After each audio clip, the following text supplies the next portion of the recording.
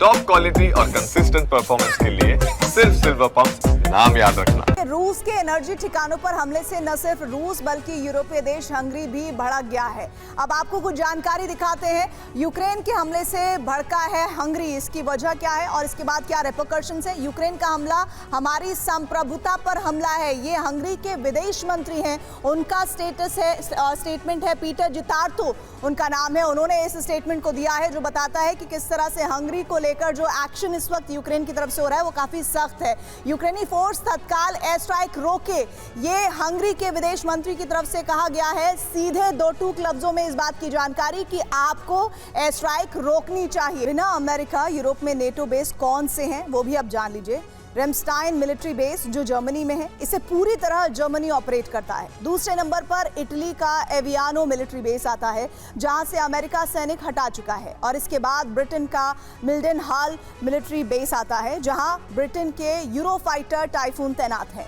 और इसी तरह स्पेन में मोरोन मिलिट्री बेस पर अमेरिका का कोई दखल नहीं है, जबकि बेल्जियम का शेप मिलिट्री बेस भी रूस पर हमले के लिए तैयार है। मोल्दोवा ने रूस के राजदूतों को देश से निकाल दिया है। पोलैंड ने हथियार प्रोडक्शन के लिए $2 बिलियन का रक्षा सौदा किया है।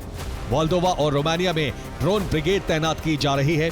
इटली और जर्मनी हथियारों का प्रोडक्शन बढ़ा रहे हैं, जबकि ब्रिटेन और फ्रांस टैक्टिकल न्यूक्लियर वेपन तैनात करने वाले हैं। देखिए, ये सब जानते हैं कि अमेरिका के ऐलान से नेटो में कोहराम मचा हुआ है। और उसके बाद जो ऐलान है वो पहला ऐलान क्या हुआ है, उसमें पहला ऐलान है कि यूएस युद्ध में शामिल नहीं होगा, जो अमेरिका की तरफ से किया गया है। इसमें दूसरे ऐलान की बात कर लेते हैं जिसमें कहा जा रहा है इस वक्त कि अमेरिका की तरफ से नेटो को दी जा रही सैन्य मदद रोकी जाए। तीसरी बात जो ऐलान की गई है वो तीसरी बात आपके सामने ये है कि इस वक्त जो जानकारी आ रही है वो ये बताती है कि यूरोप में रूस के हमला करने पर अमेरिका हस्तक्षेप नहीं करेगा। और चौथी बात, जो चौथा ऐलान है वो ये है कि यूरोप से सभी न्यूक्लियर बेस अमेरिका हटा सकता है।